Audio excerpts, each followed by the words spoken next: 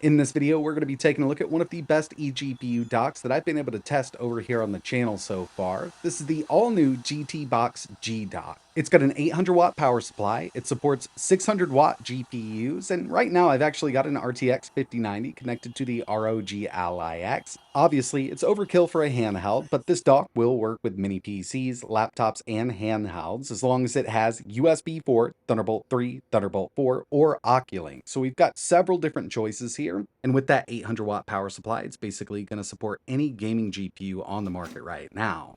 So yeah, I've been wanting to get my hands on the GTBOX for a little while now. If you watch my channel, you know I love my eGPUs. And this thing is also coming in with a really small form factor. So we've got OCULINK up to 64 gigs, USB4 or Thunderbolt 4 up to 40 gigs, 3 8-pin PCIe connectors around back, but my favorite thing here is this power supply. It's a Hunt key removable power supply, 800 watts out of the box, and really when it comes down to it, you can do up to 600 watt cards. The RTX 5090 is rated at 650, but I've been testing it at 600, and I've been seeing some absolutely amazing performance. I mean, of course we would with an RTX 5090. In this video, we're going to be testing over USB 4. I've got another video coming up. We're going to test OCULINK versus USB 4 on this eGPU. But inside the box, along with the dock itself, we're also going to get 3 8-pin PCIe connectors, a 40 gig USB 4 or Thunderbolt 4 cable, and our 64 gig OCULINK cable. Before I made the video, I kind of went back and forth for a little while trying to decide what GPU to use with this, but since I've got access to the Asus TUF RTX 5090 Overclock Edition, I figured we'd go ahead and use this. It's more like adding a handheld to your GPU. As you can see, I mean, this thing is an absolute monster, and it's more than twice the size of the ROG Ally X, as you can see. So even adding this to a mini PC or a laptop is going to be overkill, but it's super easy to set up with the GTBOX. We're just going to plug it in over our PCIe connector. Go ahead and lock it down with the thumb screw on the rear. Now it's time to add some power. We've got those 3 included 8-pin connectors, but since the Nvidia cards use a 12-pin connector, I will need the adapter that came with the card when I got it. But once it's all set up with that 5090, it looks a little something like this. And not a lot of people are going to be adding a 5090 to something like this. I'd say an RTX 4060 would be awesome with a setup like this. But again, I just wanted to see what kind of performance we could get out of this whole thing connected to the ROG Ally X. So we've got HDMI going to the monitor from the GPU, power from the wall going to that 800 watt power supply. And now all we need to do is plug in our USB 4 cable to that Ally X, give it just a few seconds, and now we've got images on the built-in screen and the external monitor. Now I'm going to be using the external monitor exclusively. So check it. A few things that I wanted to show you here before we get into testing. Obviously, we've got that Ryzen Z1 Extreme, 8 cores, 16 threads. And from Armory Crate, we're basically in dock mode. So we've got a sustained of 30 watts, 2-minute boost up to 43, up to 43 right there. And then a 10-second boost up to 53. So this is what I consider dock mode right here.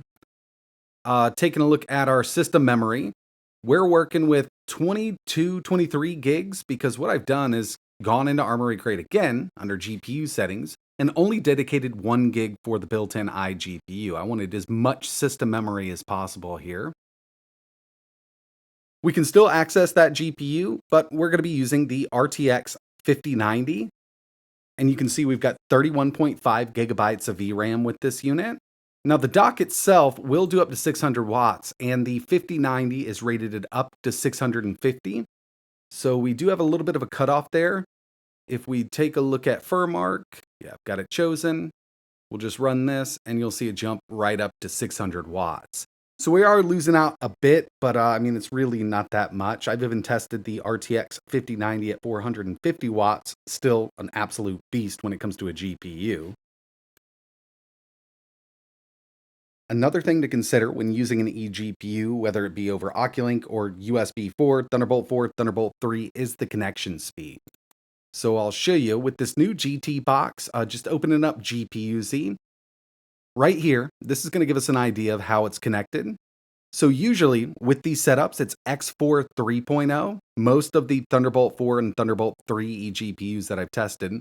But with these newer models and the newer chipsets, they're up to X4 4.0. Still, not as fast as we could get if we had this thing in a full-blown desktop PCIe X16 slot. You can see the 5090 is 16 5.0, so we're definitely going to be losing some there. And finally, if we take a look at CUDA-Z, from our performance, we'll go into heavy load test mode. You can see that the GPU dock is up to 36 gigs. So we're right on the edge of 40 gigs there, and usually with older docks, be it Thunderbolt 3 or Thunderbolt 4, anywhere from 26 up to 28. So we will have a significant speed increase with these new eGPUs using this chipset here, and it looks like the GTBOX is coming in strong. If we were to connect this over OCULINK with the GTBOX, we could get a much faster connection speed. But most handhelds out there right now are only going to support, USB4 or Thunderbolt 4. So that's what I'm going to be testing with here on the ROG Ally X. Now, the first thing I wanted to show you were a few benchmarks that I ran on this whole setup. When it comes to 3D Mark Steel Nomad, we get a total score on this system of 13,131. Our FPS was 131. I've also tested this GPU with an AMD Ryzen 7 9800X3D, and over there, we're only up to 14,116. So it's not a huge difference with Steel Nomad, but when moving over to something like Time Spy, on the Ally X, with that 5090 connected using this eGPU, we're up to a total score of 20,391, and this is nothing to scoff at. This is a really great Time Spy score, especially given that we're using a handheld as the base with RAM and CPU. But this same GPU connected to a full-blown desktop system with that 9800X3D, the score now jumps up to 37,065, and this was just a single run. We might be able to see a little more if I did some overclocking here and there. But it's obvious that just by looking at the graphics score there, using USB4 with this is cutting it down by quite a bit. And of course, that 9800X3D is much more powerful than the Ryzen Z1 Extreme we have here. But either way you look at it, even just checking out these synthetics, we've got a pretty powerful system here, and I kind of expected we would. But now it's time to see how this thing handles real-world gaming, and the first one we have is Cyberpunk 2077.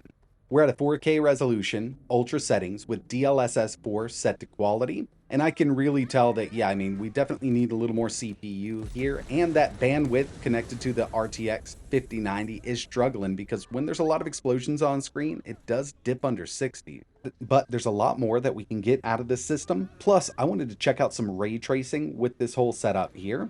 So now we're at 4K ray tracing overdrive, and we're using Nvidia's DLSS 4's multi-frame generation set to X4.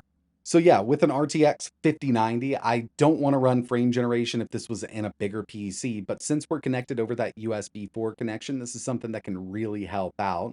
And with ray tracing overdrive enabled, even on a 5090 with a super powerful CPU, no frame gen, these cards still struggle a bit.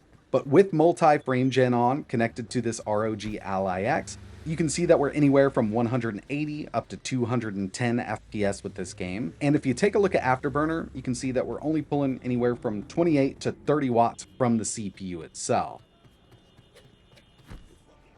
Next up, Spider-Man 2, 4K, very high with no ray tracing. I personally just don't like the ray tracing in this game. It does help out at night. There's a lot of city lights going on. But this is kind of all over the place because you'll see it go anywhere from 100 FPS up to 165 FPS. It just really depends on what's going on. But for the most part, across the board, when I was finished with this test here, we had an average of 132 FPS with Spider-Man 2 on this setup. Of course, I had to test out Forza Horizon 5, and with this game, I knew we'd be able to do it at 4K maxed out. So I'm at Extreme Plus, and by Extreme Plus, once you go to the Extreme preset, there's still a few things we can turn up, like ray tracing. So we're totally maxed out here with the game at 4K. And just like Spider-Man 2, you can see that FPS does fluctuate quite a bit. But throughout, it was a really good experience. It never dipped under 60 on me. And the last game we have here is Doom: The Dark Ages, and I've tested this quite a bit on different eGPUs. I've not had real good luck on basically any system that I tested with unless I'm using frame generation, and I wanted to leave it off. So right now, we're at 4K, Ultra Nightmare with no DLSS, and you can see, even indoors, it's kind of struggling to get over that 60 mark.